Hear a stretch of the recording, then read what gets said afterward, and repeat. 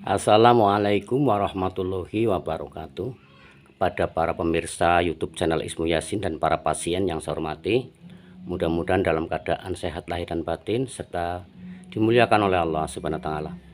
Para pemirsa dan para pasien, saya akan melanjutkan yaitu latar belakang atau pengalaman saya di pengobatan tradisional, yaitu tentang alat-alat yang ada hubungannya dengan ilmu medikal atau ilmu kedokteran, yang tidak ada sebenarnya hubungannya dengan penyembuhan kami, yaitu alternatif hikmah alam, karena kami adalah dari pertabiban yang mekanismenya adalah ilmu hikmah dan kealamian,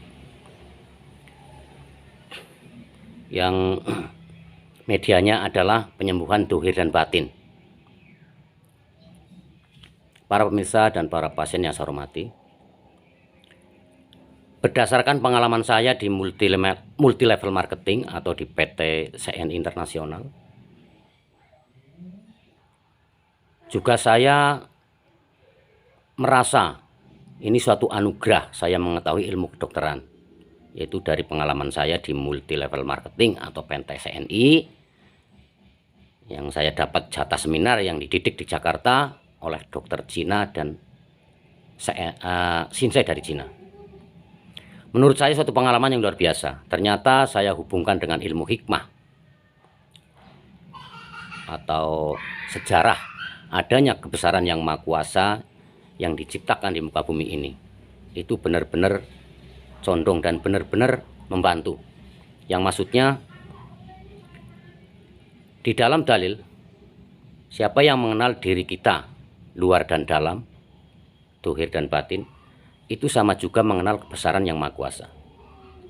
Para pemirsa dan para pasien yang saya hormati, rata-rata orang mengetahui hanya organ-organ luar yang bisa dilihat dengan mata, tapi bagian organ dalam seperti otak besar, otak kecil, paru-paru, jantung, pankreas, empedu,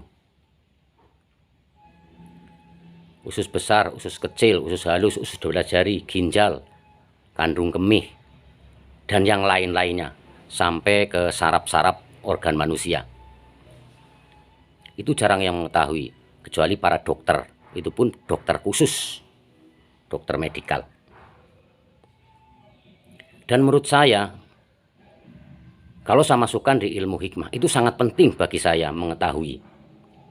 Jadi bukan hanya untuk suatu deteksi atau berguna di pengobatan saya, tapi ini ada hubungannya dengan tafakur dan memuji yang maha kuasa. Bayangkan para pemirsa, para pasien, yang namanya jantung, paru-paru, itu memompakkan darah dan mengatur napas itu setiap detik, berpuluh-puluh tahun. Kalau kita pandai-pandai menjaganya, merawatnya di segi kesehatan dan di segi syukur adanya kebesaran yang maha kuasa yang dilewatkan oleh manusia, yaitu organ dalam, itu akan terjaga, akan sehat selalu. Coba kalau kita bandingkan suatu mesin atau onderdil motor atau mobil yang dibuat dari baja, kadang 1 tahun, 2 tahun, 3 tahun akan ada kerusakan. Itu luar biasanya para pemirsa, itu yang sangat menakjubkan. Tapi dengan organ manusia yang terbentuk dari hakikatnya yaitu setetes air mani, yang air mani itu adalah bakteri yang membentuk organ manusia luar dan dalam, itu bisa sekuat, setangguh apa yang dibikin oleh manusia, yaitu dari kuatnya besi dan yang sejenisnya. Itu suatu hal yang luar biasa kalau kita memang pandai bersyukur, mensyukuri kebesaran Allah yang ada pada kita.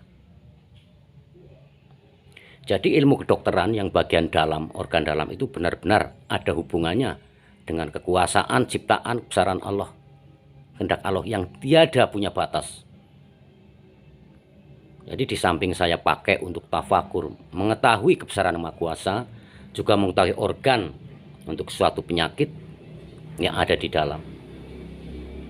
Jadi yang paling dominan bagi saya ini ilmu kedokteran ini untuk mengetahui hakikat kebesaran yang Maha Kuasa yang unik yang ada pada diri manusia, karena manusia termasuk makhluk yang sempurna. dengan lantaran setes air mani yang isinya adalah bakteri. Maka itulah yang saya kagum dan takjub. Jadi makhluk Allah yang ada di dunia ini yang paling banyak adalah bakteri. Para pemirsa dan para pasien, itulah keterangan kami. Saya cukupkan sekian dulu, mudah-mudahan untuk selanjutnya ada informasi yang lebih manfaat. Saya minta maaf. Saya akhiri, wassalamualaikum warahmatullahi wabarakatuh.